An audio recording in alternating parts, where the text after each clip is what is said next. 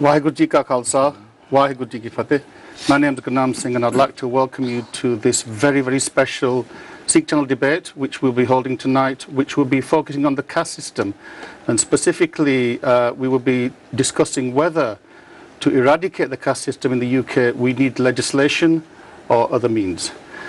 Just before I do that, I'd just like to share with you some of the teachings from Guru Granth Sahib Ji. Bhagat Kabir Ji wrote some lines. He said, Kabir hardi peertan harai, chun chehen na rahaye, balihari e preet ko, je jaat barn kol jai. Kabir Ji says, turmeric has lost its yellow colour, and no trace of lime's whiteness remains. I am sacrificed to this love, by which social class and status, colour and ancestry are taken away. And Guru Nanak Dev Ji says, Jano jot na pucho jati, agge jat na hai. Recognize the Lord's light within all, and do not consider social class or status. There are no classes or castes in the world hereafter. So here we have a very clear injunction from the Sikh perspective. This is the Sikh channel. Today we are not debating whether caste is a good thing or a bad thing. I think that the consensus is that the caste system is not a good thing. The issue is how do we eradicate the system. Just some background. In 2010, after various debates in both houses of parliament, all three major parliamentary parties agreed that there should be an inclusion of section 9(5) in the Equality Act 2010. This provision provided for caste to be treated as an aspect of race if independent evidence of caste-based discrimination comes to light. And in October 2010, a study was established by the government with the National Institute of Economic and Social Research, and it was entitled Caste Discrimination and Harassment in Great Britain. And this was published, and the research concluded that there was some evidence of caste-based discrimination and harassment, although there is much debate about the veracity of that evidence, and we will definitely be exploring some of those issues today. But in response, the government announced on the 1st of March 2013 that it had commissioned a task for a change to come up with an educational approach to deal with the problems. And to support this, they issued a grant of £20,000, which some people say was derisory. On the 4th of March 2013, an amendment clause to the Enterprise and Regulatory Reform Bill making caste an aspect of race in the Equality Act was agreed in the Lords with a majority of 103 votes. This vote then opened up some fault lines both within the government circles and amongst wider South Asian communities about the best way forward to eradicate caste-based discrimination. And there will be a debate in the House of Commons on the 16th of April 2013, next week. And that is a general view that the government will seek to reverse the House of Lords decision. And to push the case for legislation, the Anti-Caste Discrimination Alliance, which is an alliance of many organisations, some of whom are represented here today, has called for a demonstration on the 16th at 12 o'clock outside Parliament to make the case for legislation. So today's programme seeks to shed some light on the differing positions that have emerged. Although we have a for and against format, and I'll introduce that in a minute, I need to make it clear we are not debating whether caste discrimination is acceptable. And I think that we would all agree that any kind of discrimination is unacceptable to people of all faiths and none. So the topic today, the question that we're going to debate is, how best can we eliminate caste discrimination? Legislation or dialogue? And our two brave protagonists in this evening's debate, I'll introduce them and then we'll get on with the debate. So on my far right we have Dr. Upinder Jeet Kaur Thakkar, who will be putting the case for outlawing caste discrimination for the introduction of legislation. Upinder Jeet is a senior lecturer in religious studies at the University of Wolverhampton and has recently completed a study on caste discrimination within the Sikh diaspora. She has written extensively on Sikhs and Sikhism, her most recent book being Sikh Identity, an exploration of groups among Sikhs, and this is published by Aldgate. On my immediate right is Dr. Jasdev Singh Wright, who will put in the case against the need for legislation. Jasdev is a medical doctor, human rights activist, director of the British Sikh Consultative Forum, and a public intellectual. You will no doubt have read his illuminating articles in the Huffington Post, and his most recent one being to question the call for legislation to outlaw caste. And in a sense, it was that article that provoked me to set up this debate. So the format of the debate will be that each of the two protagonists will be given 10 minutes to put their side of the argument, and this will be followed by an opportunity for each to respond to each other's points, and that's just going to be a very brief one. And then we have two speakers who will follow up. We have Arjun Vicaria, he's the president of the Hindu Forum of Great Britain. He's come all the way from London. He will then have up to 5 minutes. And then we're going to have Devinder Prasad, who is the General Secretary of Caste Watch UK, who will also then respond. And then we will have an open debate. We will also have an interval in around 45 minutes, and then we will pick up again. And today's program will be going till 9:30 because it's such an important issue. So, without further ado then, Upinderjit, you've got 10 minutes to make the case for legislation. Waheguru Ji Ka Khalsa, Waheguru Ji Ki Fateh. Waheguru Ji Ka Khalsa, Waheguru Ji Ki Fateh. Today's debate is all about open discussion about different perceptions of whether caste discrimination exists and to which extent in the UK. The outcome of the discussion today is to be able to listen to various points of view and to tackle the sensitive issue of caste discrimination and to find ways forward towards a shared goal, which is equality for all.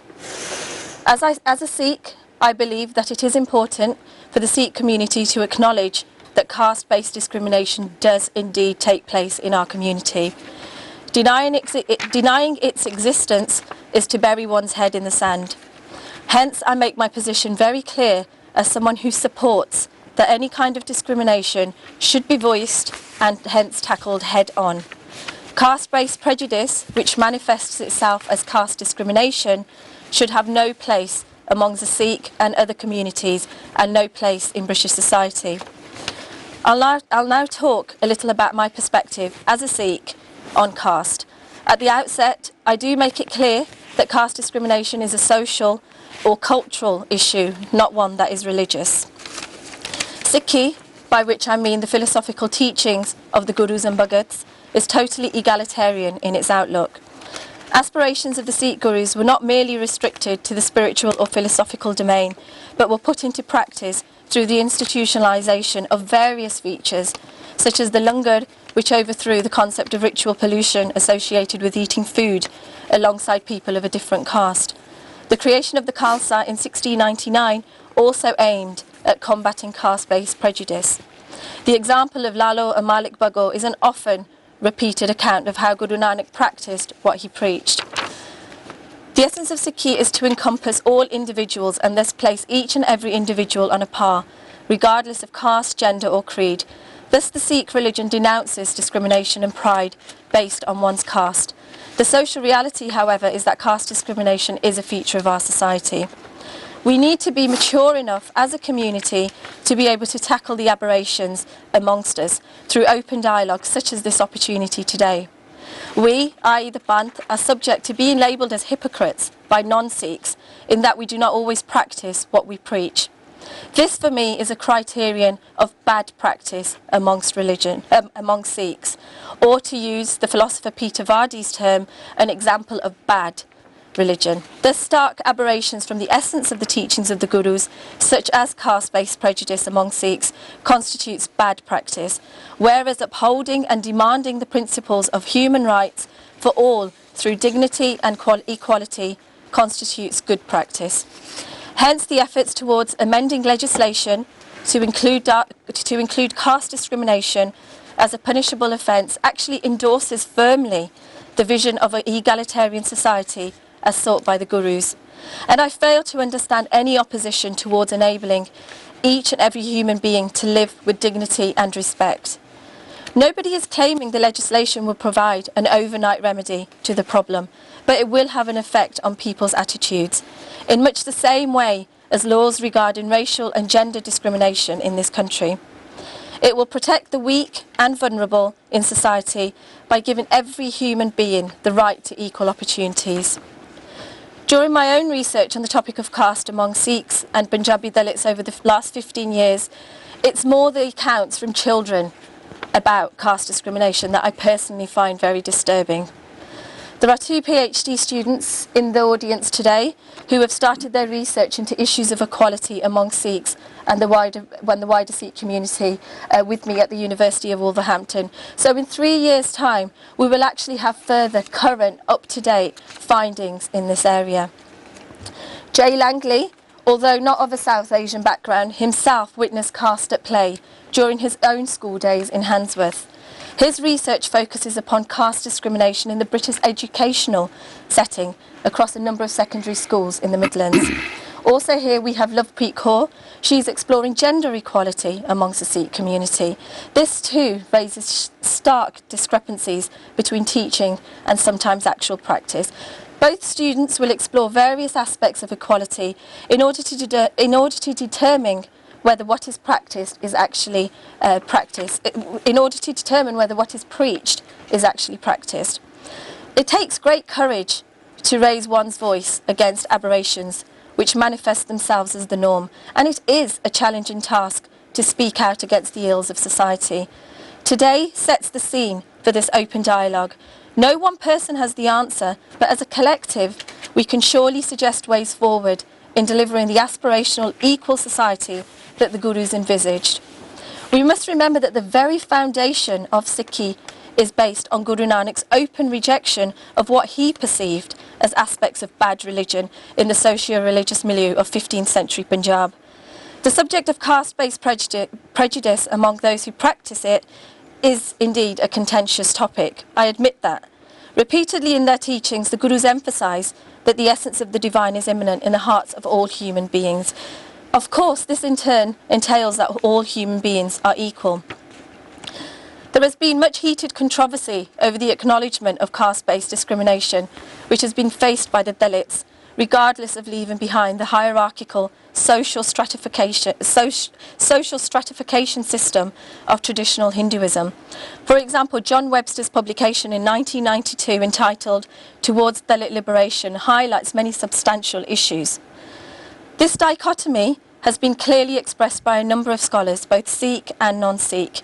It has been observed that on the one hand there are the egalitarian traditions inherited from the teachings of the Gurus, and on the other one is confronted by the undeniable persistence of caste. This is a quote by Hugh MacLeod.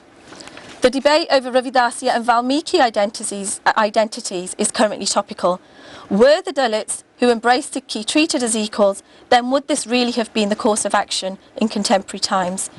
The remuneration of Ravidasyas, many who adopted the Sikh faith in the hope of eradicating the stigma of untouchability, numbered 11,000 in just England and Wales, according to the 2011 British census. This cannot be ignored. Many of the Ravidasyas might have identified as Sikhs, others as Hindus in the previous 2001 census. This has also opened up much debate in current events that are taking place within the communities. For me, this comes back to the issue of equality in society. It is a very thin line between religion and Punjabi culture. We cannot live in denial. There is absolutely no justification for caste-based prejudice and discrimination in Sikhi per se. I repeat that it is a social and cultural issue, not a religious one. The establishment of caste-based Gurdwara, for example, contradicts the very essence of Sikhi. The emergence of caste-based Gurdwara in India and the diaspora is a huge indication of the contradiction between teaching and practice among Sikhs. A professor from Japan, Kiyotoka Sato, undertook extensive research into the Leicester community to try and make sense of the existence of caste-based Gurdwara. He observes that the Sikh community is grouped and classified in complex ways, and that the history behind various Gurdwara cannot be fully understood without reference to the continued operation of the caste system. It is nevertheless very important that one does not stereotype all Sikhs as having a casteist attitude. Let's be very clear about that. Otherwise, one is in danger of repeating many stereotypes about Sikh pride in one's caste. A number of Sikhs have been actively campaigning against caste-based discrimination through organisations such as One Sikh No Caste, which is the inspiration of Jaggi Baji, who is here today. On 2nd of December 2012, a seminar hosted at Singh Sabha Gurdwara in Hounslow in West London actively sought ways forward to rid Sikh society of caste-based prejudice and discrimination. More of this is needed without people being anxious about raising their voice against this oppressive system. As a Sikh myself, I believe it is important to tackle equality issues in order to engage in effective dialogue with Dalit organisations campaigning for caste discrimination legislation. A true Sikh cannot possibly have a backward mentality in which he or she views themselves as superior on the basis of their caste. The issue of caste among Sikhs needs to be discussed in an open manner in Gurdwara also, rather than dismissing it as non-existent. The discussion today is hence very important so we can shape the present and the future to be in line with the very ethos of an egalitarian Sikhi. To conclude, the ideals of the Gurus was to get rid of caste mentality amongst their followers. If this were actually practiced amongst all Sikhs, then we would not be having this discussion here today. Legislation would make discrimination based on caste unlawful, and I really don't see where the wrong in that is. Waheguru Ji Ka Khalsa, Waheguru Ji Ki Fateh. So that was Dr. Abinderjeet Kaur Thakkar, who made a very powerful case for legislating against the caste system. Now we will have a 10-minute rebuttal, or put his case, Dr. Jasdev Singh Rai. So your 10 minutes starts from now, Jasdev. Waheguru Ji Ka Khalsa, Waheguru Ji Ki Fateh. Is it wise to legislate a confusion where dialogue can bring clarity and resolution? As a doctor, I've been trained that a set of symptoms can have a number of potential diagnoses. A correct diagnosis leads to an effective treatment. A wrong diagnosis leads to worsening of symptoms. Treating symptoms without diagnosis can conceal a disease. For instance, if you just treat headaches with paracetamol, it could be concealing a tumor. I'm not a social scientist and do not always share its creative theories, conclusions or solutions to problems. That, I feel, is the great division between our positions and the prescriptions here. We were recently entertained to a number of very outdated cliches in the House of Lords debate on caste, based on bygone era theories that inspired, rather than inspired insights with new research that is turning accepted Orientalist discourse on caste on its head. Let me emphasize some key points. The word caste does not have any translation in any Indian language, which makes one wonder what is it about Indian cultures or traditions that is being addressed here. The word caste was introduced by Jesuit priests who tried to see a reflection in India of the then hereditary occupation-based endogamous European society. They in turn were followed by missionaries and Orientalists whose skewed analysis, conclusions and intentions have been well critiqued by Edward Said. We also know that the British then went about trying to understand Indian society to strengthen their rule and to co-opt key collaborators. Jatis are independent of the Varna system, but the word caste was institutionalized to mean an Orientalist favored interpretation of hierarchical Varna grafted on traditional Indian social groupings called Jati. The criteria of caste was thus born, and it was introduced into the Indian census in 1871. Following this, an entire Orientalist colonial industry sprung into action to classify and categorize Indians like some zoological specimens. Huxley suggested color as a fundamental criteria of caste.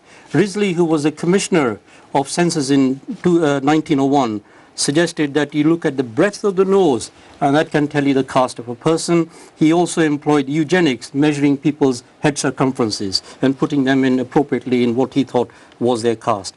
Other categorized people along occupations. Thus all Indians by 1921 census belonged to one or other caste. Their caste was recorded and exposed. Their status in life institutionalized with impervious boundaries, leading to the commissioner of the 1921 census home in India saying, we created this problem and now we deride it. Okay? The fortunes of Indians in colonial rule often depended on their alleged caste. Thus, Jats had a monopoly to buy land and they were recruited into the Indian armed forces. Brahmins and Khatris were favored in administrative and judicial posts. Certain people were labeled as criminal castes, leading to the Criminal Tribes and Castes Act by the British. Prior to this institutionalization, people's jatis were fluid, and even those who ascribed to Varna rarely stuck to it. There have been Brahmin kings. The longest reigning family in Indian history, the Chandra Gupta Mauryas, were Vaishyas. There have been Sudra kings, and there have been Sudra scholars. There have been all sorts of different Varna castes who have done all sorts of incredible jobs in history. It is also well known that the Brahmin self-assumption of spiritual superiority was shattered by the rise of Sikhs in Punjab. From the time of the Gurus, and especially 1699 Vaisakhi, when Namrat was initiated, any hold of Varna was fragmented. The Sikhs may have had jatis, but did not have any relation with Brahmanical Varna. The missiles were mixed, and Ranjit Singh's rule was exemplary of an early republican model that had no Varna hierarchy in its administration or armies. There has never been a concept of ritual purity in Sikhs or among Sikhs. But it was during colonialism we see the institutionalization of what we heard in Lords as born into caste, unchanging and predetermined, which then became a self-serving logic. The question that we have now in UK is, should we be dealing with our issues from constructions of Indian society developed during colonialism? Should we be trying to understand social issues in British Asian society through a prism that is the product of now much despised social science myths such as eugenics, phrenology and Orientalism? Should we not look at our issues in context of our lives here? Recently I gave a talk in Mumbai University that the word caste should be dropped altogether in Indian social sciences because it distorts understanding of Indian social groupings and systems. Understanding of Indian society needs to be de-orientalized, and we need to study whether jatis are indeed detrimental or do they have any beneficial effects in giving a sense of society to people as ethnicity and religion does. I propose that the Varna system needs to be studied independently, particularly as many Indian communities such as the Sikhs rejected it. However, I am not confident that India or Indian academics will take this up. I'm of the opinion that it will be easier for the earth to change its orbit than the Indian bureaucracy to change trajectories set in colonial times. But we are in the United Kingdom. We have a much vibrant and osmotic society here. We do not have to import Indian diagnoses or solutions, nor be hampered by India's love with colonial discourse and institutions. For instance, within the Sikhs, there are many myths. It was rightly pointed out by an academic in our Coventry conference that the Jats and the Chamars come from the same Varna order. I am not sure whether the alleged antagonism between the two communities is an issue of caste, as defined in the explanatory notes in the Equalities Act 2010, or competitive posturing for economic and social advantage.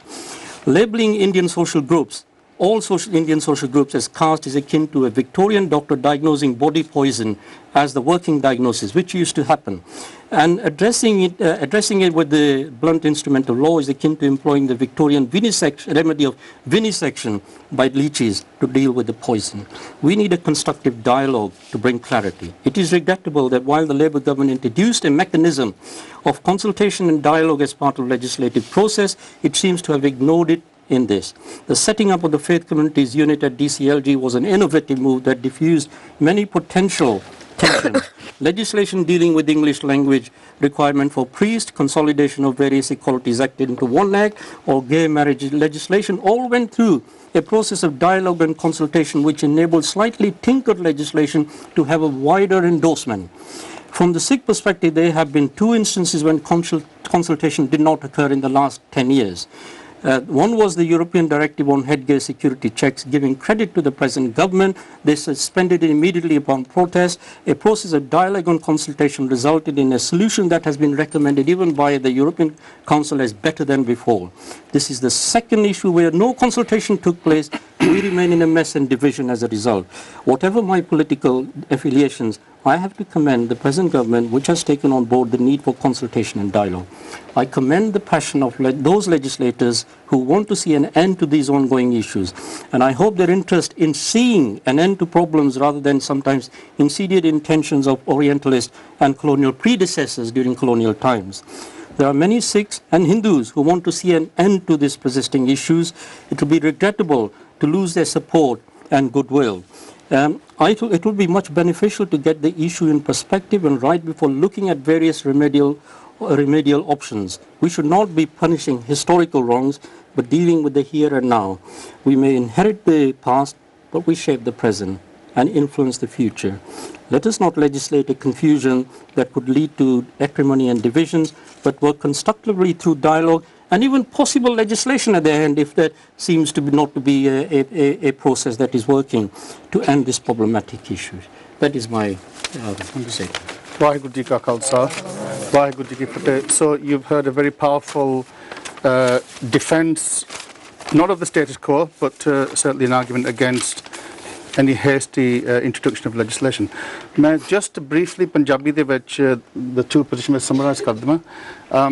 जो doctor अपिंदरजीत Kaur ने ये अपने जो कि उन्होंने speech दे विच ये किया कि सिख धर्म दे विच बिल्कुल कास्ट सिस्टम नूं इराडिकेट कंडेम किया गया, पर जो सिखा दी सोच आ और सिखा दी प्रैक्टिस दे विच बहुत फर्क है. और इन्होंने ये भी कहा सी भी मेरी रिसर्च दे विच इन्होंने काफ़ी एविडेंस अनकवर किया भी छोटे बच्चों तो लैके वड्डियां तक वो महसूस करते भी साडी कम्यूनिटी सिखां दे विच डिस्क्रिमिनेशन हैगा.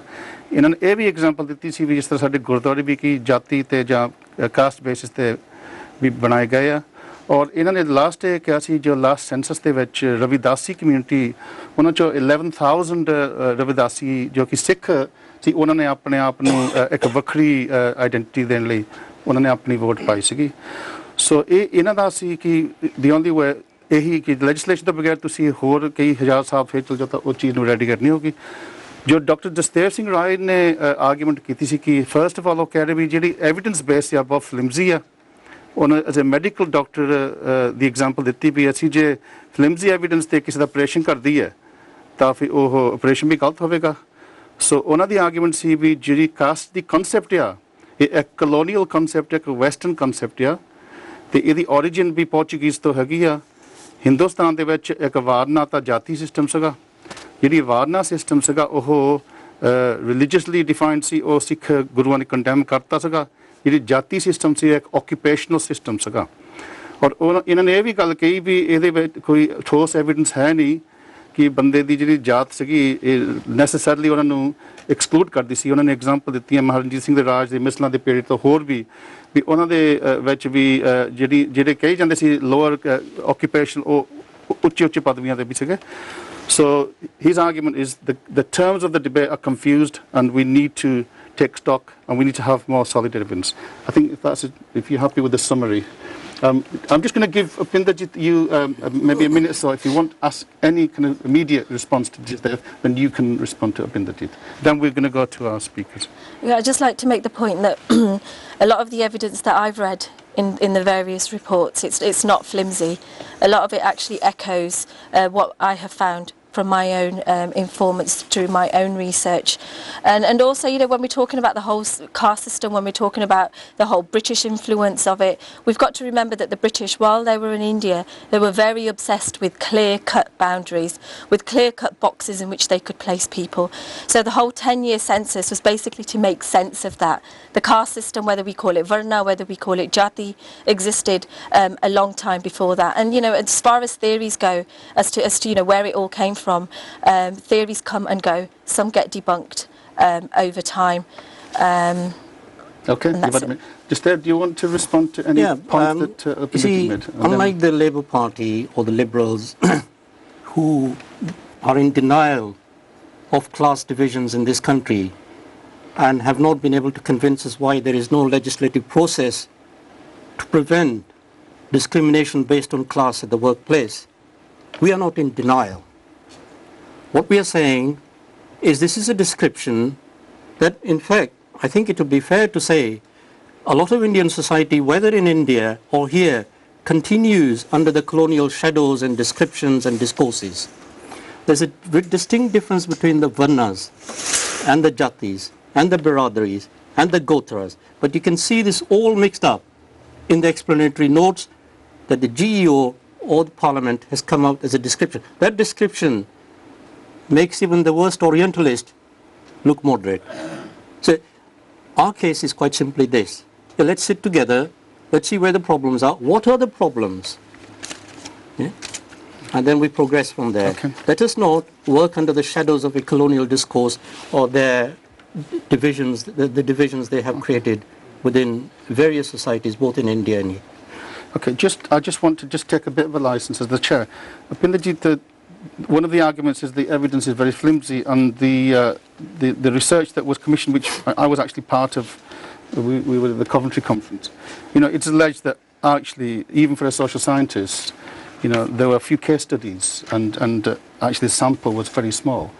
That it's just a very flimsy basis upon which to talk about introducing legislation which will have very significant effects. What would you say to that? Well, what I would say is that in the second round, Hilary Metcalfe, she was appointed by the government to carry out further research. We've got to also remember why some people don't actually come forward with their accounts. Be it fear out of jobs, be it fear out of what society may think of them.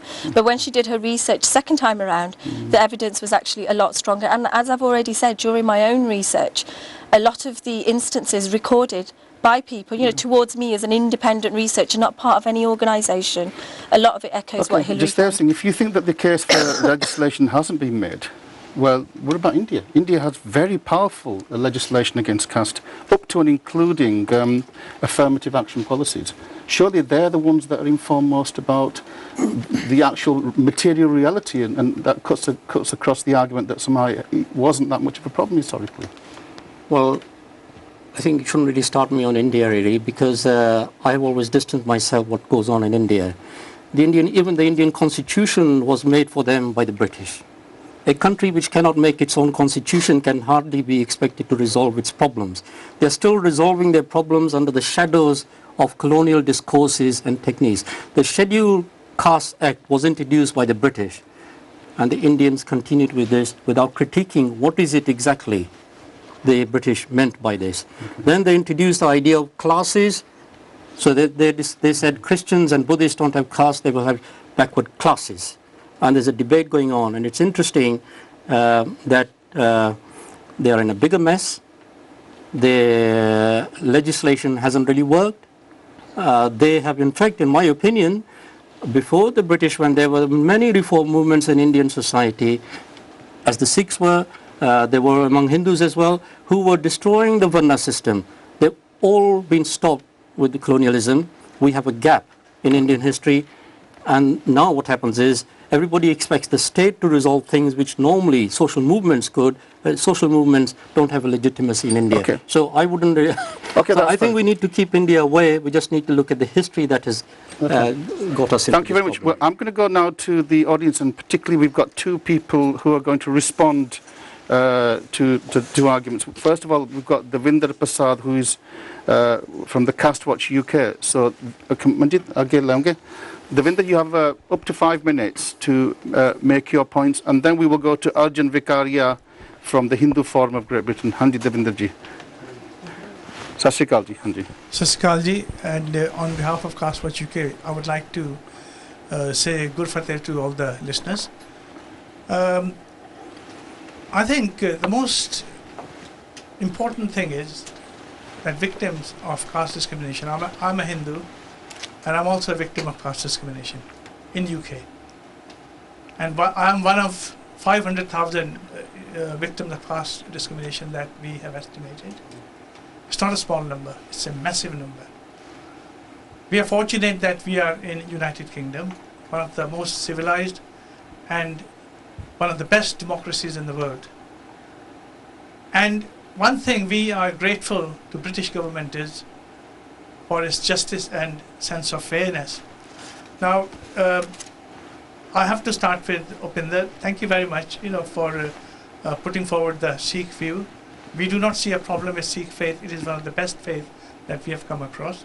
But we have, our problem is not faith related, it's a human rights issue. We need to clarify one thing, that Caste Watch UK has been engaged in human rights issue for last nearly 10 years. And you have actually laid down the fact, and starting with Dr. Gurnam Singh, that there isn't an issue, there's a consensus that caste discrimination does exist here. It has been substantiated by NISA research, very recently in the voting in House of Lords. I mean, Lords consist of elderly politicians, elderly statesmen, very experienced people, which reflect the values of British society. They have actually put their stamp on the fact that caste is a serious issue. And I was so inspired and impressed to hear the debate in House of Lords. And British people have ruled India for 300 years. I mean, it's quite strange to hear Dr. Rai's, argument. They created this caste system. In one breath, he's saying they created caste system in 1857. I think what happened in 1857, like it has never happened before in the history of India, 1857, British administration quantified the seriousness of caste-based problem in India. That's what happened. And you yourself said, Dr. Rai, that Chandragupta Maurya existed many, many thousand years ago and he was Shudra. So you're contradicting your own statement. At one hand, you're saying, caste discrimination was established in 1847, and in the same breath you're saying that many, many centuries ago, Chandragupta Maurya was Shudra and he was the king of. So let me just come back to our actually reason why we think legislation is the right way forward. We are talking as victims of caste discrimination, and this experience is based not in 50, 60 years we have been in this British society. It is based on centuries of experience in India. And many gurus, many saints, many prophets, Muslims, Sikhs, Hindus, they have come and gone. We are still sitting here in Sikh channel. We are grateful to Sikh channel for giving this opportunity to discuss this issue. We are still sitting here discussing caste discrimination. It hasn't gone for centuries, and it will not go for many, many centuries if the legislation is not instituted. Now, one thing. Last point, then. Last point. You have to last minute, right? You say that NISA report, did not include general consultation. I think I need to remind you, Dr. Rai, that the report came out in October 2010, you just said, and on 1st September 2009, we had a conference organized by yourself in Coventry City Council, which Dr. Gurnaam Singh, you chaired it, Hindu Forum of Britain, Dr. Jasdev Rai, who was representing the Sikh human rights group, and I was quite surprised to see that it's the only human rights group in the world, in our experience, who opposes the human rights of somebody else. No other human rights group has ever, you can fight for your human rights group, but you never oppose anybody else's human right. You did that, right? This is a photograph I brought with me in case you forget that we were there. The photograph, Bharti Taylor. He's got there's the evidence there. Dr. Jasdev Rai, and consultation included you, included Hindu community at the highest level. You came up with similar arguments that you're giving today. She was Hilary Metcalf, which I wasn't told was going to be there. She was there. She wasn't very impressed. And I don't think House of Lords were impressed. I don't think British public is impressed. I mean, it's okay. Devinder, we can come back to you as well, because I want to keep the balance and the time. So, thank you very much, Andy. Waheguru Ji Ka Khalsa. I'd like now to invite Arjun Vikaria, who's come all the way from London. He is the president of the Hindu Forum of Great Britain. And I know that the Hindu Forum have taken a stance against this proposed legislation. So, Arjun Ji, you've got 5 minutes to make your argument. Sat Sri Akal to everyone. First of all, I'm very grateful that for first time ever, the Sikh channel has organized such a debate, and it's very welcomed. Now, one thing we must remember, the Hindu community, and I speak for a lot of large Hindu umbrella bodies in this country, they're all working with Hindu Forum. We are just taking the lead, but in the background is the umbrella body from all over Britain. We must remember the Hindus have come from long far away. People who left India 200-300 years ago, settled in Guyana, Caribbean, Mauritius, Fiji, East Africa 150 years ago, and most of these people have traveled here. Maybe some portion came over from India. But these people over the years have forgotten what their caste is. Our children don't know what their caste is. Now, this caste labeling is something which we fear will divide the community, the cohesion we have got here within among ourselves. People are intermarrying without knowing each other's caste, just on a merit of a person liking each other, and this is the fear and danger we are very, very scared and worried about. It is not just simple opposing. we are forgetting here. Must remember, we are living in Britain here. We are not in India. Don't bring Indian politics and what is going on there. We cannot be held responsible what's happening there. Let us talk about what is happening in Britain. Now, if the legislation comes in, what will happen to the people in the future? Now, people who are pro-lobby, they will be labeled that they sit in this box. And is that what we want society here? We live in a very cohesive society. We are very integrated people in Britain for so many years living in here. And now, Devenderji just said there are 500,000 people are oppressed. Now, last census, 2011, quotes 811,000 Hindus. So you mean to say most of the Hindus are oppressed here? We have got groups who, according to Indian census term, are scheduled class. And there are over 100,000. They are writing and supporting us that we have never suffered any caste discrimination within the Hindus, and they are standing with us, and they've written letters to the minister as well. And this was one reason why the Home Office did not activate the legislation which was sitting there, approved by both the houses of the Parliament in 2010. So the Hindu faith, like Dr. Upendrajit just said, that we are also egalitarian. And the Shastras never talk about discrimination because the Creator has created everybody equally. And that's what the Shastra is. Yes, the corruption has come in India over the years. We are not responsible why it happened and why it got distorted. In Britain, people don't want to know their caste. And I've been talking to some ordinary housewives. They don't understand the caste system. They don't understand Varna system. They don't know Jati because our Jatis are not there now. Our Jatis have varied because if a father was a carpenter, his son is a doctor or he is a professor or something. So Jati is not relevant nowadays in this society we're living in. Our children are scientists, they're going to space, they're moving around everywhere. So this is not a subject relevant at the present. And so our request to other side is, let us sit together, have a dialogue, and we are prepared to have a dialogue, and we have made this proposal to the government. We have made a proposal to the government saying that we do not oppose this legislation, but what we propose is have a better research and consult all the stakeholders in here. Because whatever is said in Nissan report, Hindu Forum tried to engage with them. They did not allow us to engage at all. They said they are going with a pro-lobby and they will listen to them. We gave them samples, said, right, these are samples, you go and approach them. They refused. And it is very flawed. Can you round here? Yeah. So basically what I'm saying to you is, please do not make the community divisive here. Okay. And make our future generation conscious about their caste. They don't want to know about caste. Thank you very much. Okay. Thank you very much for your comments. Manjit, I'm just going to stay at the front. We're going to have a break in a few minutes, but we have a few people at the front. And so first of all,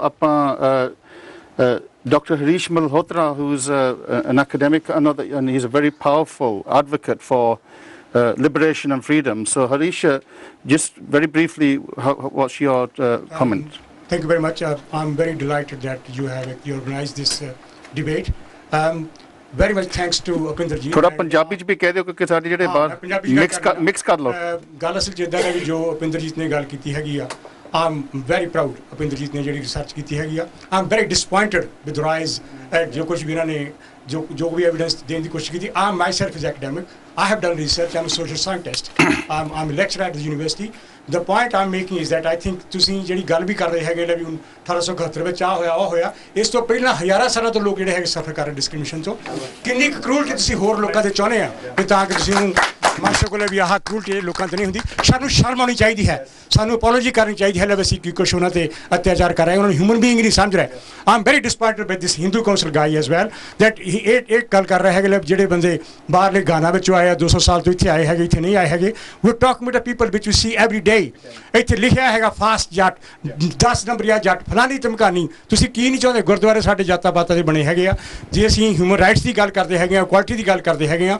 ਇਸ ਮੁਲਕ ਦੇ ਵਿੱਚ ਉਹਨਾਂ ਨੇ 9 ਕਰੈਕਟਰਿਸਟਿਕਸ ਜਿਹੜੇ use ਕੀਤੇ ਹੈਗੇ ਆ ਜੇ ਡਿਸੇਬਿਲਿਟੀ ਤੇ ਡਿਸਕ੍ਰਿਮੀਨੇਸ਼ਨ ਹੁੰਦੀ ਆ ਜਾਂ ਕਿ ਜੈਂਡਰ ਤੇ ਡਿਸਕ੍ਰਿਮੀਨੇਸ਼ਨ ਹੁੰਦੀ ਆ ਰੇਸ ਤੇ ਹੁੰਦੀ ਹੈਗੀ ਆ there is a caste system as well which we know ਅਸੀਂ ਵਿਆਹ ਜਿਹੜੇ ਕਰਦੇ ਹੈਗੇ ਇੱਥੇ ਕਈ ਕਤਲ ਹੋਏ ਇਸ ਕਰਕੇ ਵੀ ਕੁੜੀਆਂ ਨੇ ਦੂਜੀ ਜਾਤ ਵਿੱਚ ਵਿਆਹ ਕਰਾ ਲਿਆ ਹੈਗਾ ਤੁਸੀਂ ਕਿਹੜੇ ਜ਼ਮਾਨੇ ਦੀਆਂ ਗੱਲਾਂ ਕਰਦੇ ਹੈਗੇ I'm very surprised I'm very disappointed ਵੀ ਜੇ ਅਸੀਂ ਇਸ ਹੱਕ ਵਿੱਚ ਨਹੀਂ ਹੈਗੇ ਜਾਤ ਪਾਤ ਜਿਹੜੀ ਹੈਗੀ ਆ ਉਹ ਕਾਨੂੰਨ ਦਾ ਹਿੱਸਾ ਬਣ ਜਾਏਗੀ This is the only way to stop it. I think you've made some very powerful points. Can I Pinder Singh, he's from Sikh Council UK as well. I'd like to, because I know the Sikh Council is involved and ਉਹਨਾਂ ਨੇ ਆਪਣਾ position ਵੀ clear ਕੀਤਾ ਮੈਂ ਥੋੜੀ ਜਿਹੀ ਬੇਨਤੀ ਕਰਦਾ I know we get excited ਨਾ ਪਰ ਥੋੜਾ ਜਿਹਾ ਆਪਾਂ bit more less oppositional and constructive but ਠੀਕ ਹੈ we have strong opinions here and we will allow them. But then another Sikh Council UK is kind of sitting on the fence on this one. So what's the position there? Waheguru Ji Ka Khalsa, Waheguru Ji Ki Fateh. First of all, now I congratulate you for having this debate. It's long overdue, and I think the fact that we are here to listen to the debate is a plus. Can I make just general couple of comments first? That the research report that the bill is based on, I think, was flawed, in as much that not everybody was consulted on it, and I don't think many Sikh gurdwaras and temples were included in the research. The definition of caste in there, I think, is flawed because it lumped Sikhs with everybody else, which is actually offensive. I think that both of the speakers have agreed. I mean, I'm glad you've said that Sikh ideology actually has no place for caste system in Sikh ideology, but I agree that there are social problems. Is the legislation the way forward? I'm not sure. I think legislation, a chance need to be given to actually talk and have a longer dialogue with all communities. And if it doesn't solve the problem, we can look at legislation later. I think legislation just on that one, because I know I'd like you to come in, because I did receive, I've got a statement from the General Secretary of the Sikh Council. And one of the concerns that he's expressed, and maybe you can expand on, he says that there could be unintended consequences. So he's saying that whilst the thinking behind it is good-willed, that actually it might enshrine caste identities in law and therefore permanently enshrine caste as opposed to eradicating it, which I think was the argument that from the Hindu. Is that is a concern. I mean, it's a very tricky subject. You know, there's lots in it. And I think when you go to legislation normally the last resort. When everything else fails, you legislate. And I don't think we've exhausted all the other possibilities. I mean, before I came to the show, I'm not a social scientist. I'm just a simple, everyday person. I did my own research in Leamington, about 60 children. I asked them, you know, they're all below 20. And I asked them if they knew about the caste system. And 58 of them didn't.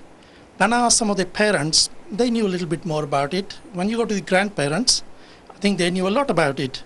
And so I think that do you need to introduce legislation on a problem that is actually decreasing rather than increasing? And my own mind says that the next generation actually won't even know about the caste system. So Pinder, बहुत thank you. Can I just ਨਾਲ ਹੀ ਤੁਹਾਡੇ ਬੈਠੇ ਆ Sadhur Singh ji Marwaha, know that he's one of our Sikh channel presenters, but he's also been actively involved in Ramgarhia Gurdwara in Birmingham. He's been a city councillor, and I know he has strong views about this. ਹਾਂਜੀ Sadhur Singh ji ਤੁਸੀਂ ਦੱਸੋ. Thank you, but as far as the Ramgarhia Gurdwara is concerned, I've never been a member. I've never been anything, so you can, from the outset you can take that one out. Okay. Birmingham City Council. I was the chairman of the Race Relations Committee of Birmingham City Council for a number of years.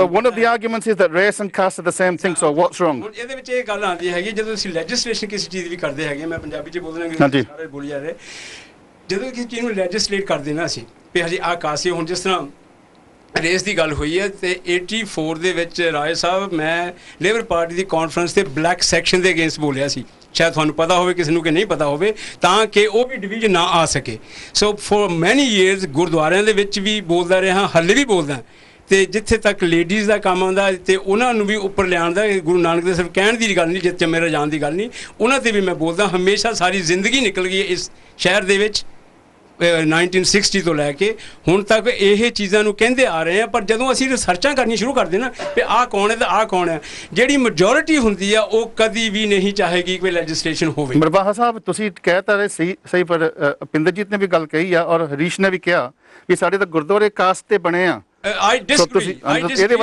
Christianity ਦੇ Methodist Church ਫਲਾਨਾ church ਤੈਂਪਲਾ church church of England ਇਸ ਤਰ੍ਹਾਂ ਹੈਗੇ that is not the right ਤੇ ਜਿੱਥੇ ਤੱਕ ਗੁਰਦੁਆਰੇ ਹੈਗੇ ਜੇ ਤੁਸੀਂ ਕਹੋਗੇ Ramgarhia Gurdwara that is not a caste let me tell you ਇਹ ਤੁਹਾਨੂੰ ਕਿਸੇ ਨੂੰ ਵੀ ਨਹੀਂ ਪਤਾ ਫਿਰ ਕਾਸਟ ਕੀ ਚੀਜ਼ ਹੁੰਦੀ ਹੈ ਜੇ ਤੁਸੀਂ ਰਾਮਗੜੀਆ ਕਾਸਟ ਸਮਝਦੇ ਹੋ ਸੋ ਆਪਾਂ ਕਲੈਰੀਫਿਕੇਸ਼ਨ ਕਰ ਲਈ can a non Ramgarhia become a member of the committee of the Ramgarhia Gurdwara ਹਾਂਜੀ ਜਿਹੜਾ ਨਹੀਂ ਰਾਮਗੜੀਆ ਕਮੇਟੀ ਦਾ ਮੈਂਬਰ ਹੈ ਉਹ ਰਾਮਗੜੀਆ ਗੁਰਦੁਆਰਾ ਕਮੇਟੀ ਚ ਕਨਸਟੀਟਿਊਸ਼ਨ ਜਾ ਕੇ ਦੇਖੋ ਤੇ ਇਸੇ ਤਰ੍ਹਾਂ ਜੱਟਾਂ ਦੇ ਗੁਰਦੁਆਰੇ ਦੇ ਵਿੱਚ ਵੀ ਇਹੀ ਗੱਲ ਹੈ ਕਿ ਬਾਕੀ ਦੇ ਕਿਸੇ ਨੂੰ ਵੰਡ ਨਹੀਂ ਦਿੰਦੇ। ਤੁਸੀਂ ਸ਼੍ਰੋਮਣੀ ਕਮੇਟੀ ਜਾ ਕੇ ਦੇਖ ਲਓ, ਸ਼੍ਰੋਮਣੀ ਕਮੇਟੀ ਦੇਖ ਲਓ, ਸ਼੍ਰੋਮਣੀ ਕਮੇਟੀ ਅੰਮ੍ਰਿਤਸਰ ਦੀ ਵਿੱਚ ਉੱਥੇ ਜੱਟਾਂ ਤੋਂ ਇਲਾਵਾ ਕਿਤਨੇ ਮੈਂਬਰ ਨੇ। ਤੇ ਇਸ ਚੀਜ਼ ਨਾ ਮੈਨੂੰ ਮੇਰੇ ਨਾਲ ਇਸ ਪਾਸੇ ਨਾ ਮੈਨੂੰ ਲੱਗ ਚਲੋ ਜੀ ਚਲੋ please don't take me on that side. ਪਰ ਜੇ ਅਸੀਂ let's get on this side ਤੇ ਅਸੀਂ ਜਿਹੜੀ ਇੱਥੇ ਜੇ ਗੱਲ ਕਰੀਏ ਜਿਸ ਤਰ੍ਹਾਂ ਹੁਣ ਮੇਰੇ ਵੀਰ ਅਰਜਨ ਨੇ ਵੀ ਕਿਹਾ, ਪ੍ਰਕਾਸ਼ ਹੋਰਾਂ ਨੇ ਵੀ ਕਿਹਾ, ਜੇ ਇੱਥੇ ਦੀ ਅਸੀਂ ਗੱਲ ਕਰਾਂਗੇ ਜੇ ਹੁਣ ਜਾਤ ਪਾਤ ਦੀ ਗੱਲ ਅਸੀਂ ਇਸ ਤੇ ਲੈ ਕੇ ਆਈਏ, ਜੇ ਪ੍ਰੈਕਟੀਕਲ ਰੂਪ ਦੇਣਾ ਗੁਰਨਾਮ ਸਿੰਘ ਜੀ ਇਸ ਨੂੰ, ਉਹ ਹੈ ਤੁਹਾਡਾ ਫਿਊਚਰ। ਨਾ ਤਾਂ ਗੁਰੂ ਸਾਹਿਬ ਸਾਡੇ ਜਾਤ ਨੂੰ ਘਟ ਸਕੇ ਆ, ਨਾ ਤੁਹਾਡੇ ਕੋਈ ਹੋਰ ਪੈਗੰਬਰ ਘਟਾ ਸਕੇ ਆ। ਤੁਸੀਂ ਕੌਣ ਹੁੰਦੇ ਜਾਤ ਨੂੰ ਘਟਾਉਣ ਵਾਲੇ? You will never do it, ਨਾ ਇਧਰ ਵਿਲ ਲੈਜਿਸਲੇਸ਼ਨ ਡੂ ਇਟ। ਉਹ ਵੀ ਨਹੀਂ ਹੋ ਸਕਣਾ। ਪਰ ਸਿਰਫ ਹੈਗਾ ਜਿੰਨੀ ਦੇਰ ਅਸੀਂ ਆਪਣੇ ਅੰਦਰ ਝਾਤੀ ਮਾਰ ਕੇ ਨਹੀਂ ਦੇਖਦੇ ਵੀ ਹਾਂ ਸਾਡੀ ਜਾਤ ਕੀ ਆ, ਵੀ ਅਸੀਂ ਕੀ ਕਰਨਾ। ਜੇ ਇਹ ਗੱਲ ਸਮਝਾਂਗੇ ਅਸੀਂ ਤੇ ਮਾਨਸ ਕੀ ਜਾਤ ਸਭੇ ਏਕੇ ਪਹਿਚਾਨ ਹੋ, ਜੇ ਅਸੀਂ ਉਸ ਨੂੰ ਸਮਝਾਂਗੇ ਤੇ ਫਿਰ ਤੁਹਾਡੀ ਜਾਤ ਖਤਮ ਹੋਏਗੀ। ਤੇ ਨਾ ਤਾਂ ਲੈਜਿਸਲੇਸ਼ਨ ਨੇ ਘਟਾਉਣੀ ਹੈ ਤੇ ਨਾ ਗੱਲਾਂ ਨੇ ਘਟਾਉਣੀਆਂ, ਇਹ ਘਟਾਉਣੀਆਂ ਤੁਹਾਡੇ ਅੰਦਰ ਨੇ। ਜੀ ਵਾਹਿਗੁਰੂ ਜੀ ਕਾ ਖਾਲਸਾ ਵਾਹਿਗੁਰੂ ਜੀ ਕੀ ਫਤਿਹ। ਸੋ ਆਪਾਂ ਇੱਧਰ ਵੀ ਵੀਰਾਂ ਕੋਲ ਜਾਣਾ, ਸਾਡੇ ਕੋਲ ਬਹੁਤ ਸਾਡੇ ਕੋਲ Resham Singh Mahe chairman of doctor Ambedkar Buddhist committee ਤੋਂ ਵੀ ਹੈਗੇ ਜੀ। ਰੇਸ਼ਮ ਸਿੰਘ ਜੀ ਕਿੱਥੇ ਆ? Let's um going everybody will get, ਅਸੀਂ ਇੱਕ ਦੋ ਹੋਰ ਬੁਲਾਰੇ, ਫਿਰ ਆਪਾਂ 2 ਮਿੰਟ ਦਾ ਬ੍ਰੇਕ ਲਵਾਂਗੇ and then it's all for the audience and then you can respond at the end and pick up all the points. Okay ਹਾਂਜੀ ਥੈਂਕ ਯੂ ਜੀ। ਮੈਨੂੰ ਟਾਈਮ ਦੇਣ ਦਾ ਪੰਜਾਬੀ ਗੱਲ ਕਰ ਦਿੰਦਾ। ਹਾਂਜੀ ਜੀ। ਜਿਸ ਤਰ੍ਹਾਂ ਆਪਣੇ ਮੇਰੇ ਰਾਏ ਸਾਹਿਬ ਜਾਈ ਕਹਿ ਰਹੇ ਕਿ ਬੈਠ ਕੇ ਆਪਾਂ ਇਹ ਬਾਰੇ ਗੱਲਬਾਤ ਕਰਨ ਨਾਲ ਸਾਰਾ ਮਸਲਾ ਹੱਲ ਹੋ ਜਾਣਾ, ਇਹ ਬਿਲਕੁਲ ਇਹ ਤੁਸੀਂ ਹਾਲੇ ਭੁੱਲੇ ਫਿਰਦੇ ਆ। ਸਦੀਆਂ ਹੋ ਗਈਆਂ ਅਸੀਂ ਆਪਣੇ ਸੰਤਾਂ ਮਹਾਂਪੁਰਸ਼ਾਂ ਦੀਆਂ ਗੱਲਾਂ ਨਹੀਂ ਮੰਨੀਆਂ, ਆਪਣੇ ਗੁਰੂ ਦੀਆਂ ਗੱਲਾਂ ਨਹੀਂ ਮੰਨੀਆਂ, ਸਦੀਆਂ ਹੋ ਗਈਆਂ। ਹੋਰ ਕਿੰਨੀਆਂ ਸਦੀਆਂ ਇਹ ਚਾਹੁੰਦੇ ਆ ਅਸੀਂ ਗੱਲਾਂ ਕਰਕੇ ਕਿੰਨੇ ਸਾਲ ਚਾਹੀਦੇ ਗੱਲਾਂ ਕਰਨ ਨੂੰ, ਜਦੋਂ ਫਿਰ ਅਸੀਂ ਸਾਨੂੰ ਚਾਹੀਦਾ ਹੈਗਾ ਕਿ ਅਸੀਂ ਕੋਈ ਕਾਨੂੰਨ ਬਣਾਈਏ। ਜੇ ਅਗਰ ਅਸੀਂ ਚਾਹੁੰਦੇ ਹਾਂ ਸੱਚੇ ਦਿਲੋਂ ਕਿ ਇਹ ਜਿਹੜਾ ਕੋਡ ਵਾ ਇਹਨੂੰ ਹਟਾਉਣਾ, ਤੇ ਇਹਦਾ ਇੱਕੋ ਹੀ ਆਨਸਰ ਹੈ ਤੁਸੀਂ ਉਹ ਕਾਨੂੰਨ ਬਣਾਓ। ਉਸ ਤੋਂ ਬਾਅਦ ਤੁਸੀਂ ਡਾਕਟਰ ਜਸੇਰ ਸਿੰਘ ਨੂੰ ਜਿਵੇਂ ਪੁੱਛਿਆ ਸੀ ਵੀ ਇੰਡੀਆ ਦੇ ਵਿੱਚ ਕਾਸਟ ਸਿਸਟਮ ਦੇ ਅਗੇਂਸਟ ਕਾਨੂੰਨ ਹੈਗੇ ਆ, ਪਰ ਉੱਥੇ ਫਿਰ ਵੀ ਜਾਤ ਪਾਤ ਤਾਂ ਬਹੁਤ ਉੱਥੇ ਤਾਂ ਖਤਮ ਹੁੰਦੇ ਜਾਤ ਪਾਤ, ਉੱਥੇ ਫੇਲ ਹੋ ਗਿਆ, ਇੱਥੇ ਕਿੱਦਾਂ ਸਕਸੀਡ ਹੋ ਜਾਊਗਾ? 26 ਜਨਵਰੀ 1955 ਬਾਬਾ ਸਾਹਿਬ ਡਾਕਟਰ ਮੇਰਾ ਨੇ ਇਹ ਇਲੀਗਲ ਕਰ ਦਿੱਤਾ ਸੀਗਾ। ਲੇਕਿਨ ਉੱਥੇ ਤੁਸੀਂ ਇਹ ਦੇਖੋ ਗੁਰਨਾਮ ਸਿੰਘ, ਤੁਸੀਂ ਆਪ ਸਿਆਣੇ ਹੋ, ਬਹੁਤ ਪੜ੍ਹੇ ਲਿਖੇ ਹੋ, ਉੱਥੇ ਲਾਗੂ ਕਰਨ ਵਾਲਾ ਕੌਣ ਹੈ? ਲਾਗੂ ਕਰਨ ਵਾਲੇ ਉਹ ਨਹੀਂ ਕਰਨਾ ਲਾਗੂ। ਸੋ ਉੱਥੇ ਇੰਡੀਆ ਨੂੰ ਤੁਸੀਂ ਰਹਿਣ ਦਿਓ, ਆਪਾਂ ਇੰਗਲੈਂਡ ਦੀ ਤਰ੍ਹਾਂ ਤੇ ਬੈਠੇ ਹਾਂ, ਇਹ ਇੱਕ ਸਵਰਗ ਹੈ, ਇਹਨੂੰ ਸਵਰਗ ਰਹਿਣ ਦਿਓ। ਜੀ thank you very much. Thank you. ਅੱਛਾ ਜੀ ਆਪਾਂ ਹਾਂਜੀ ਵੀਰ ਜੀ ਆਪਾਂ ਮੋਰੇ ਵੀ ਆਉਂਗੇ। Everybody will get a chance if we all take brief. ਹਾਂਜੀ ਸਾਰਿਆਂ ਤੋਂ ਪਹਿਲਾਂ ਤੇ ਮੈਂ ਡਾਕਟਰ ਰਵਿੰਦਰਜੀਤ ਦਾ ਬਹੁਤ ਬਹੁਤ ਧੰਨਵਾਦੀ ਹਾਂ। ਤੁਸੀਂ ਆਪਣੇ ਆਪ ਨੂੰ ਵੀ ਦੱਸ ਦਿਓ। ਹਾਂਜੀ, ਮੇਰਾ ਨਾਮ ਬਲਬੀਰ ਰੱਤੂ ਜੀ ਤੇ ਮੈਂ ਏਸ਼ੀਅਨ ਰਾਸ਼ਨਲਿਸਟ ਸੁਸਾਇਟੀ ਗ੍ਰੇਟ ਬ੍ਰਿਟਨ ਦਾ ਪ੍ਰਧਾਨ ਹਾਂ ਜੀ। ਜੀ ਜੀ। ਤੇ ਗੁਰਨਾਮ ਸਿੰਘ ਜੀ, ਤੁਸੀਂ ਕਿਹਾ ਕਿ ਜਿਹੜੀ ਡਿਸਕ੍ਰਿਮੀਨੇਸ਼ਨ ਹੈਗੀ ਆ ਉਹ ਐਗਜ਼ਿਸਟ ਹੁੰਦੀ ਆ ਤੇ ਉਸ ਨੂੰ ਅਸੀਂ ਐਰੈਡੀਕੇਟ ਕਿੱਦਾਂ ਕਰਨਾ, ਤੇ ਡਾਕਟਰ ਰਾਏ ਹੁਣੀ ਕਿਹਾ ਕਿ ਡਾਇਲੋਗ ਦੇ ਨਾਲ ਕਰਨਾ, ਤੇ ਡਾਕਟਰ ਭਿੰਦਰਜੀਤ ਨੇ ਕਿਹਾ ਕਿ ਸਾਨੂੰ ਲੈਜਿਸਲੇਸ਼ਨ ਚਾਹੀਦਾ। Let's stick to the point. ਜਿਸ ਤਰ੍ਹਾਂ ਆਪਣੇ ਰੇਸ਼ਮ ਇਹ ਜੀ ਉਹਨਾਂ ਨੇ ਕਿਹਾ ਕਿ ਭਗਤ ਕਬੀਰ ਜੀ ਤੋਂ ਲੈ ਕੇ come through if I'm not wrong, Bhagat Kabir ji ਤੇ ਉਸ ਤੋਂ ਬਾਅਦ ਐਂਡ ਤੇ ਆ ਕੇ ਗੁਰੂ ਗੋਬਿੰਦ ਸਿੰਘ ਜੀ ਨੇ ਖਾਲਸਾ ਸਾਜਿਆ। ਖਾਲਸਾ ਤਾਂ ਸਾਜਿਆ ਜ਼ਰੂਰ ਜਾਤ ਪਾਤ ਖਤਮ ਕਰਨ ਦੇ ਵਾਸਤੇ, ਲੇਕਿਨ ਸਿੱਖ ਬਣੇ, ਲੇਕਿਨ ਸਿੱਖੀ ਦੇ ਵਿੱਚ ਵੀ ਉਹੀ ਹਿੰਦੂਇਜ਼ਮ ਜਿਹੜੀ ਸੀਗੀ ਉਹ ਕਾਇਮ ਰਹੀ ਜਿਹੜੀ ਉਸ ਵੇਲੇ ਸੀਗੀ। ਮੈਂ ਇਹ ਕਹਾਂਗਾ ਕਿ ਜਿਹੜੇ ਟਰੂ ਸਿੱਖ ਆਪਣੇ ਆਪ ਨੂੰ ਕਹਿੰਦੇ ਆ, ਉਹ ਕਹਿੰਦੇ ਆ ਕਿ ਅਸੀਂ ਜਾਤ ਪਾਤ ਦੇ ਵਿੱਚ ਨਹੀਂ ਮੰਨਦੇ, ਪਰ ਜੇ ਅਸੀਂ ਦੇਖੀਏ ਕਿ ਟਰੂ ਸਿੱਖ ਹੈ ਕਿੰਨੇ ਕੁ ਹੁਣ ਤੱਕ ਜਿਹੜੇ ਟਰੂ ਸਿੱਖ ਬਣ ਗਏ ਆ ਕਿ ਜਿਨ੍ਹਾਂ ਨੇ ਦਿਨ ਰਾਤ ਜਾਤ ਪਾਤ ਮਿਟਾਉਣ ਵਾਸਤੇ ਲਾਇਆ ਹੋਇਆ। ਰੱਤੂ ਸਾਹਿਬ ਮੈਂ ਨਹੀਂ ਮੰਨਦਾ ਜਾਤ ਨੂੰ। ਹਾਂਜੀ ਮੈਂ ਨਹੀਂ ਮੰਨਦਾ ਜਾਤ ਨੂੰ। ਮੈਂ ਸਮਝਦਾ ਜੀ, ਮੈਂ ਤੁਸੀਂ ਕਿਹਾ ਇਹ ਤੁਸੀਂ ਤਾਂ ਇਹ ਕਿਹਾ ਸੀਗਾ ਕਿ ਉਹਨੂੰ ਐਰੈਡੀਕੇਟ ਕਿੱਦਾਂ ਕਰਨਾ, ਮੈਂ ਸਹਿਮਤ ਤੁਹਾਡੇ ਨਾਲ ਕਿ ਇਟਸ ਅ ਬਿਗ ਇਸ਼ੂ। ਲੇਕਿਨ ਸੋ ਮੈਂ ਇਹ ਕਹਿਣਾ ਚਾਹੁੰਦਾ ਕਿ ਇੰਨੇ ਹਜ਼ਾਰਾਂ ਸਾਲ ਹੋ ਗਏ ਉਹ ਜਿਹੜੀ ਜਾਤ ਪਾਤ ਸੀਗੀ ਹਾਲੇ ਨਹੀਂ ਮਿਟੀ, ਤੇ ਇਹ ਜਿਹੜਾ ਡਾਇਲੋਗ ਸੀਗਾ ਹੁਣ ਜਿਸ ਵੇਲੇ ਇਹ ਲੈਜਿਸਲੇਸ਼ਨ ਬਣਨ ਲੱਗਾ ਤੇ ਸਾਨੂੰ ਹੁਣ ਸੁਪਨਾ ਆਇਆ ਡਾਇਲੋਗ ਕਰਨੇ ਦਾ। ਪਹਿਲਾਂ ਅਸੀਂ ਕਿੱਥੇ ਗਏ ਸੀ? ਇਹ ਜਿਹੜੇ ਜਾਤ ਪਾਤ ਦੇ ਆਧਾਰ ਦੇ ਉੱਤੇ ਗੁਰਨਾਮ ਸਿੰਘ ਜੀ, ਜਿਹੜੇ ਜਾਤ ਪਾਤ ਦੇ ਆਧਾਰ ਦੇ ਉੱਤੇ ਗੁਰਦੁਆਰੇ ਬਣੇ ਹੋ ਆ, ਅਸੀਂ ਇਹ ਕਹਿੰਦੇ ਆ ਜੀ ਅਸੀਂ ਇੱਥੇ ਵੀ ਗੋਇੰ ਟੂ ਟੇਕ ਬਾਕਸਿਸ ਇਹ ਜਿਹੜੇ ਗੁਰਦੁਆਰੇ ਕੱਲਾ ਕੱਲਾ ਬਾਕਸ ਜਿਹੜਾ ਟਿਕ ਕਰ ਰਿਹਾ ਕਿ ਆ ਚਮਾਰਾਂ ਦਾ ਗੁਰਦੁਆਰਾ, ਇਹ ਰਾਮਗੜੀਆਂ ਦਾ ਗੁਰਦੁਆਰਾ, ਤਾਂ ਇਹ ਫਲਾਣਾ ਗੁਰਦੁਆਰਾ ਤੇ ਫਲਾਣਾ ਗੁਰਦੁਆਰਾ। ਦੇਖੋ ਲੈਜਿਸਲੇਸ਼ਨ ਬਣਨਾ ਚਾਹੀਦਾ। ਮੈਂ ਇਹ ਜਿਹੜਾ ਜੀ sorry Gurnam Singh ji, last point. ਹਾਂਜੀ, ਜਿਹੜਾ ਲੈਜਿਸਲੇਸ਼ਨ ਬਣਨਾ ਚਾਹੀਦਾ, ਜ਼ਰੂਰ ਬਣਨਾ ਚਾਹੀਦਾ। ਸਾਨੂੰ ਇਸ ਨੂੰ ਅਪੋਜ਼ ਨਹੀਂ ਕਰਨਾ ਚਾਹੀਦਾ, ਕਿਉਂਕਿ ਹੁਣ ਗੱਲ ਚੁੱਭਣ ਲੱਗੀ ਤਾਂ ਸਾਨੂੰ ਸੁਪਨਾ ਆਉਣ ਲੱਗਾ ਕਿ ਅਸੀਂ ਇਹਨੂੰ ਅਪੋਜ਼ ਕਰਨਾ। ਲੇਕਿਨ ਡਾਇਲੌਗ ਜਿਹੜਾ ਸੀਗਾ ਉਹ ਪਹਿਲਾਂ ਵੀ ਕਰ ਸਕਦੇ ਸੀਗੇ, ਹੁਣ ਵੀ ਹੋਣਾ ਚਾਹੀਦਾ ਤੇ ਅੱਗੇ ਤੋਂ ਵੀ ਹੋਣਾ ਚਾਹੀਦਾ। ਹਾਂਜੀ ਬਲਵੀਰ ਸਿੰਘ ਜੀ, ਬਹੁਤ ਧੰਨਵਾਦ ਤੁਹਾਡਾ। So, ਮੇਰੇ ਵੀਰ ਇੱਥੇ side, there's a gentleman on the side there. I'd like to give him the last one, and then we'll have a 2-minute break, and then we'll come to everybody else. ਹਾਂਜੀ। ਵਾਹਿਗੁਰੂ ਜੀ ਕਾ ਖਾਲਸਾ, ਵਾਹਿਗੁਰੂ ਜੀ ਕੀ ਫਤਿਹ। ਮੇਰਾ ਨਾਮ ਗਿਆਨ ਰੂਪ ਸਿੰਘ ਹੈ। I am an Amritdhari for 2 years now. Gyan Roop, just hold the mic a bit further up, yeah. I'm an Amritdhari of 2 years now. 6 years I spent exploring Sikhi, and I couldn't find anyone to tell me about the religion, because I just felt that people didn't want to know or they didn't want to talk to me. I commend and support Dr. Thakur's work, which I have read from cover to cover, her book Sikh Identity. As a part of a very small minority in Sikhi, I believe that laws like this could support me as a minority in the workplace. Before I took Amrit, some people said to my manager, "You shouldn't be wearing a turban, you're not a baptized Sikh." And I want the manager to talk to you. That's offensive. It's not offensive. Many non-Amritdharis wear pogs. I just happen to be a white guy. Just come on to the debate about caste, yeah. I have experienced caste discrimination myself. We've mentioned kids today, children, and this one girl in front of me said to the Gyani, "What caste is Gyan Roop Singh? What caste does he belong to as Agora?"